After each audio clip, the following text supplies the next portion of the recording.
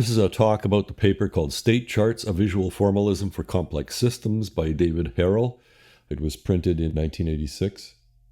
I'm using a PDF that's called StateCharts Presentation 2020, has 33 pages. I've also posted a larger PDF containing all the missing slides that I'm going to skip over in this presentation. I've got an annotation for every slide. Page 2 of the PDF is a little bit about me. I'm an electrical engineer. I also studied core physics. I did a lot of work with compilers, operating systems, domain-specific languages, embedded systems. I ran my own software consultancy for about 25 plus years. I first read this paper in 1987. I applied some of the principles in this paper to a project at the time. We were replacing programmable logic controllers, PLCs, on injection molding machines. PLCs were too slow at the time. We used a four-headed 68,000, wrote StateCharts as device driver software underneath the operating system. My current interests are using diagrams as syntax for programming languages, expressing design intent, which some other people call architecture, but I find the word architecture is overloaded and I try to use the word DI instead. I hope that you'll get a feeling for what DI is when you read my stuff. I'm also interested in turning software development into engineering, a bunch of layers of engineering, architecture, guarantees, actual implementation, and testing and stuff like that. Page 3 is a quick overview of the paper itself. The paper is 44 pages long. It has 49 figures. It talks about hierarchy, concurrency, communication, structure, and control flow. The paper has 9 sections, and in my opinion, the meat of the notation is found in sections 2 to 5. Page 4. The notation was originally used for an avionics closed source project. I think it was for the military. In this paper, the author describes a citizen digital watch, which was popular at the time. He reverse engineered the functionality of the watch and then compared it against the user's manual for that watch. The conclusion was that he feels there was an error in the documentation. I conclude that this was probably designed by committee. We'll see later what I mean by that. Introduction, page 5, then page 6. Page 6 contains a simple state diagram with 3 states on it labeled A, B, and C. They are the rounded rectangles. Transitions between the states are shown as arrows with Greek letters representing the pieces of code that cause transitions. So from state B, we might go to A if we see an alpha event. From B, we might go to C if there's a delta event. From A, we would go back to B if there's a beta event. And from C, we would go back to B if there's a beta event. Notice that there are no beta events emanating from B, so it ignores all beta events. Those are only valid in states A and C. State A can go to state C on a gamma event guarded by a predicate P, which is a true or false. If a gamma event happens while the system is in state A, and at that moment in time, the predicate P evaluates to true, it's just a piece of code, maybe a piece of JavaScript or something, then we would take the transition from A going to state C. Notice that there's no transition going from state C to A. The only way to go there would be to follow back to B and then back to A. Again, this is just a simple example of the notation. Next slide, page 7, state levels, clustering and refinement. Page 8 shows figure 2 and the synopsis of figure 1 in the upper left-hand corner to remind us what was there. What he's showing here is what he calls clustering. If you look at figure 1, you'll see 2 transitions on the beta event. In figure 2, he collapses that down, creates a new state called D, and has only 1 transition from D to B on a beta event. What this is basically saying, it doesn't matter if you're in state A or in state C. If you see a beta event while you're in one of those 2 states, then we transition to B. He also shows more detail on the alpha event, the delta event, and the gamma event, which we've already discussed. Next slide, page 9, shows figure 3 and figure 4. Figure 2 is in the upper left-hand corner. He's using different levels of elision to make it possible to discuss different degrees of complexity of this state chart. Figure 3 shows only two states, B and D, shows the transitions between them. It doesn't show any breakdown for state D and doesn't show any breakdown for state B. Figure 4 shows that D breaks down into states A and C, but doesn't show any of the details of transitions between them. Next slide, page 10, shows a photograph of the Citizen watch that he was using and his sketch of the Citizen watch that he was using. You will note that between the time that he wrote it and I found the photograph, the time display was moved from the bottom to the top. The 4 buttons are still there and they're labeled A, B, C, and D. Basically, it's an LCD display with a home screen, and you'll see how that works in a moment. Next slide, page 11, shows a new notation. A dot with an arrow means the default transition. So 6I shows that the system wakes up and goes to state A by default. 6II says it goes into state D.A by default, passing through the wall of state D. And 6III says the same thing, except it does it by cascading defaults. The first default goes to state D, has a default in it that goes to state A, and the end result is the same as 6II. We end up in state D.A by default. Next slide. Page 12 shows a system that might have state explosion problems, but he's contained the state explosion by wrapping a state called alarms beep around 3 other states, alarm 1, alarm 2, and both. Each of those states might go to display if any button was pressed. What he's done is he's wrapped a state around all 3 of those inner states and written only one transition called any button pressed. That means go from any of those states into displays if any button was pressed. Likewise, if one was in the state alarms beep for 30 seconds, there's a timeout that happens and the system goes from state alarms beep, doesn't matter which substate it was in, it goes to display. He's got other detail on this diagram that shows how to go from state to the various substates of alarms beep. Next, page 13, figure 9, shows more detail of the display state. It chops the display state up into 6 pieces. The home screen, shown by the default, is the time display. If we're in the time display and we hit the A button, which was the top left button, then we go to the alarm 1 state. If we hit the A button again, the top left button again, we'll go to the alarm 2 state. If we hit the A button again, we'll go to the chime state. If we hit the A button again, we'll go to stopwatch state. And if we hit it one more time, we go back to the home screen time. If we're in the home screen time and we hit D, we go to the date screen. And if we hit D again, we go back to the time state. If we go to the date state on a D button press and do nothing for 2 minutes, then a timeout will force us back to the home screen. We've all seen that in normal LCD displays on controllers such as your thermostat for heating and cooling in your house, so that if you leave it alone, it'll go back to a default window and show you a home screen. Next page is page 14, figure 11. Here he shows a new piece of notation called the history transition. Figure 11A shows one level of history, which is a circle with a capital H in it. There we might be in state K.G or K.F.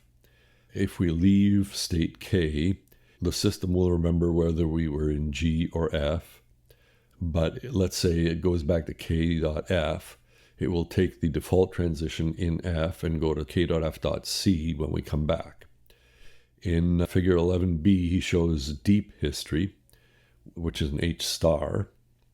There it remembers which substate of K.F and K.G we're in. So the default only works the first time we come in when history is clear. And otherwise it remembers, let's say we were in state K.F.E and we leave and we come back, it'll go to K.F.E again through deep history.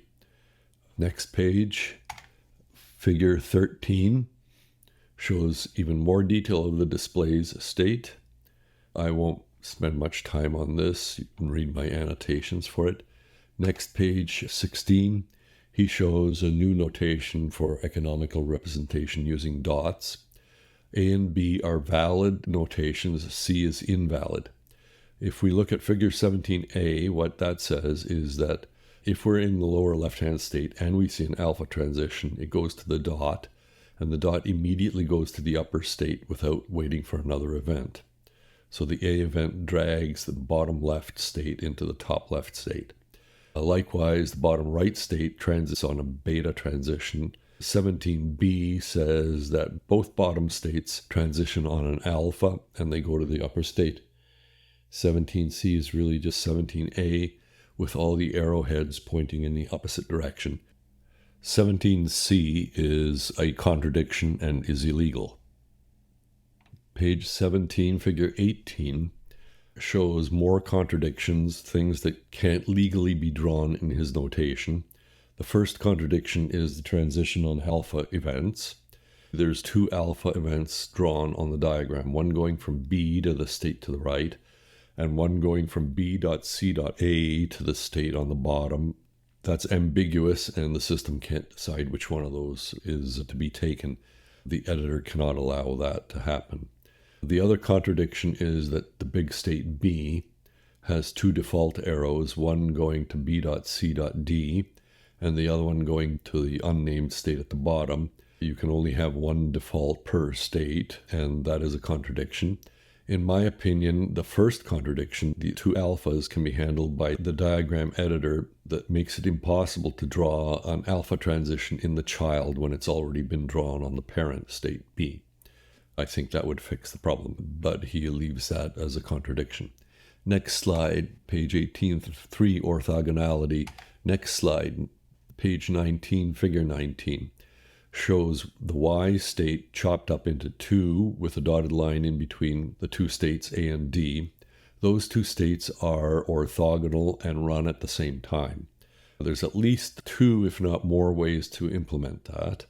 One is to assign threads to state A and another thread to state D, and to start them up at the same time and to let them finish at the same time. As soon as you start Y, we see both A and D have default states, and that would be where the threads would go. Another solution to solving this problem will be shown in the next page without using threads. What this shows is that one can decompose a problem solution as multiple orthogonal machines, or simultaneous states as he calls them, when it makes sense to talk about them that way. If this weren't a toy example, one might look at the A state and say, by default it goes to B, and if there's an alpha transition, it goes to C. And if there's a beta event and the other machine is in G, then we go back to B. And the D machine likewise has various transitions shown on it. Next, page 20, figure 20, shows a completely flattened version of figure 19, where the state names have been changed to include commas. So there's B, E, B, F, B, G, and likewise C, E, C, F, C, G. This shows the same state transition diagram as that of figure 19.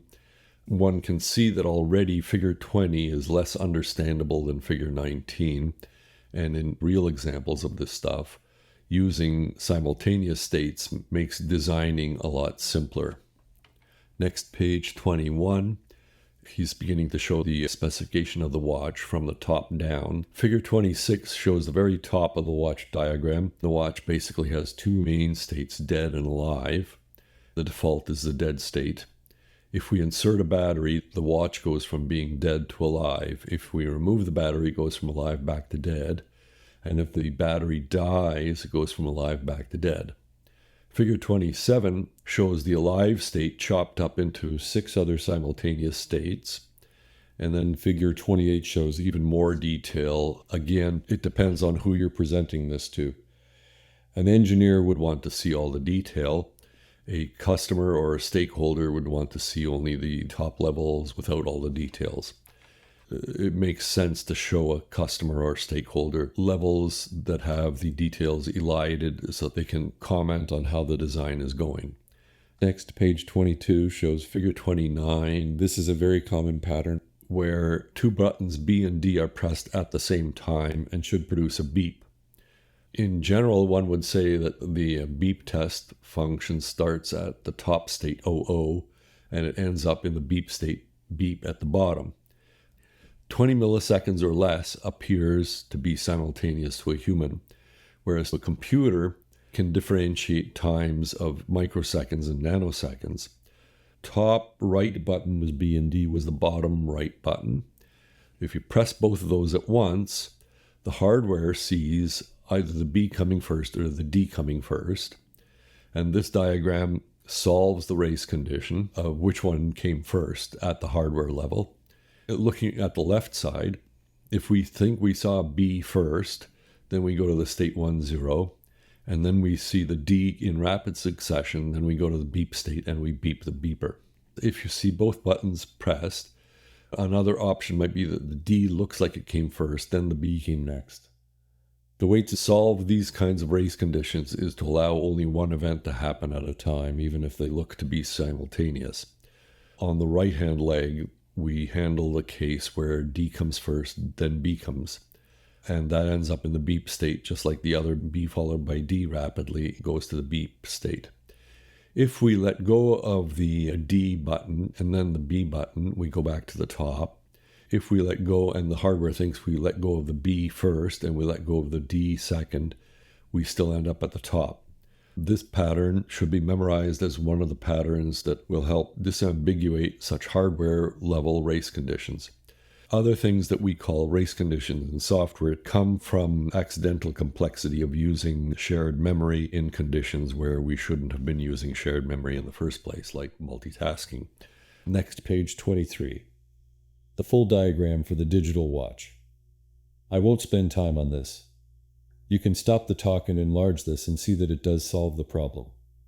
The place where Harel thought that the documentation that didn't follow the actual implementation can be seen as a notch in one of the upper states in the upper left middle. You'll see what he thinks that the thing actually does versus what it was documented to do. I think one will see that probably the design was done by committee, sort of airy-fairy on paper or on chalkboards. They probably didn't even have whiteboards at the time. And then the implementers implemented the hardware in a certain way and found that they had to resolve some ambiguity in the system. Next page is page 24. Additional state chart features that weren't shown in this watch example. He didn't touch on conditionals, selection, timeout, and unclustering. Next page, actions and activities. Next page, figure 37, page 26. He shows entry and exit code where, for example, if you look at the A state, one of the deeper states, it has something called entry and a big capital S. That capital S represents a piece of code, I don't know, a piece of JavaScript or some Java or something. The capital letters in entry and exit and throughout mean pieces of code, whereas the Greek letters in those things mean actual events that caused the state to change. So if we enter the A state, we execute the entry code S. And if we enter from C going through A into B, we cause the entry code S to happen. We cause the entry code V to happen, which is part of B. But when we execute a transition from B to F, he hasn't even labeled that with an event. Again, he's just trying to make a point here, trying to keep details off the diagram. If we go from B to F, the throughout X code gets executed, but the entry of S does not get re-executed. If we leave the state A on a gamma transition for any reason, we will execute the code labeled W. Likewise, to the right, we see D going to E on a beta transition. And if that happens, the E state has an entry code of U that will be executed. Next, page 27. 6 possible extensions to the formalism. I didn't feel these were important and I skip over them. I've annotated them in another PDF file if you want to follow the paper more closely. He talks about parameterized states, overlapping states, don't repeat yourself called DRY, incorporating temporal logic, recursive states, probabilistic states, etc. Next page, semantics, page 28, section 7. He wrote another paper and references it as number 15 in his references to this paper. He takes apart the semantics of state charts. He uses something called microsteps. Next, page 29, related work. He talks about the state explosion problem, SDL, ATNs, Petri nets, CCS, HORS, CSP, communicating sequential processes, Estral, and sequence diagrams. Let it be noted that Harel went on to write more papers and a book about sequence diagrams. I guess he found those more interesting. Next, page 30, is practical experience and implementation, section 9, which is dated by definition since the paper was written in 1986. At that time, there were 4 places one could find state charts. One was in the product called StateMate 1, iLogix, and IBM Rational. Those have faded into the sunset, and we're left with UML2. UML2 does incorporate state charts. Next page, 31. Just touch on my experience in actually using this stuff in real life. I found that I could take the diagrams and compile them to code as long as I imagined diagrams not to be composed of pixels but to be composed of glyphs. The glyphs to represent these diagrams consisted of rounded rectangles, arrows, text, and dot. Each one had a 2D XY component to them. I then used inference to derive all the other properties that were interesting to me and would make this stuff fit into a regular syntax that could be parsed using normal compilation techniques for 1D languages that process text. I happened to use Prolog because it was a convenient way to search and do inferencing because of its backtracking. I imagine that Minicanran, which is a more recent version of relational programming, can be used, but I haven't done it.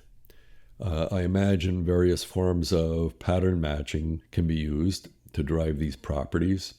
I've actually done the inference using a more normal language that had loops. I just used loops within loops to do inferencing and pattern matching and matching over a whole matching space, which is what Prolog really does in the end. I will present another paper on understanding Prolog. I found that I believe that comments don't work. Whenever there's a rush on a project, the comments fall to the wayside and get out of date very quickly. Using compiled code is the only stuff that is meaningful. If one can compile diagrams which describe things that code can't describe, then there's more than one way to store design information and to compile it. I use the word compilation instead of modeling to keep me honest in choosing notations that can only be compiled to code, whereas modeling, such as the Universal Modeling Language, UML, allows for things that can't be compiled, like pictures of clouds and stick people and things like that. I also found that errors are not in any way special, and there was no need in my notation for throw and catch. Errors are simply other events, and you can draw them transitioning between states, and using Harel's notation of encapsulating states, there's no need for extra syntax to handle throws and catches. That was a pleasant surprise in that it made my languages much simpler to implement and think about. I found that this notation was understandable by management and stakeholders. It's what Agile was trying to do, but they do it in a hand-wavy way, and I insisted on being able to compile my diagrams. This notation gives a way to add structure to control state.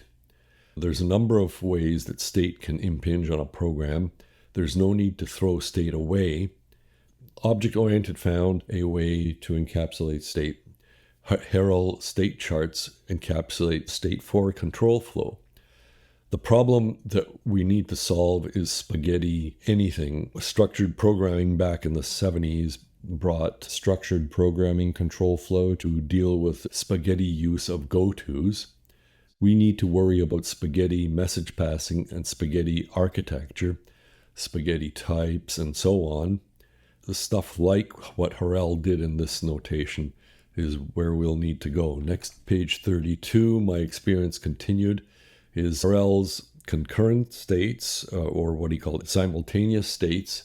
I lifted into a completely different notation. That notation looks a lot like flow-based programming, FBP. And it turned out, by lifting it, I found that I had a simpler language for handling state diagrams and a simple language for handling concurrency. Both languages were simple enough to compile from diagram form into executable form. While working on this paper analysis, I discovered that there was a GitHub for StateCharts and that W3 talks about XML for StateCharts. I also note that the Dracon editor, sourceforge.net, is also another interesting graphical notation that compiles to code. And the very last slide, page 33, is my email and my GitHub URL.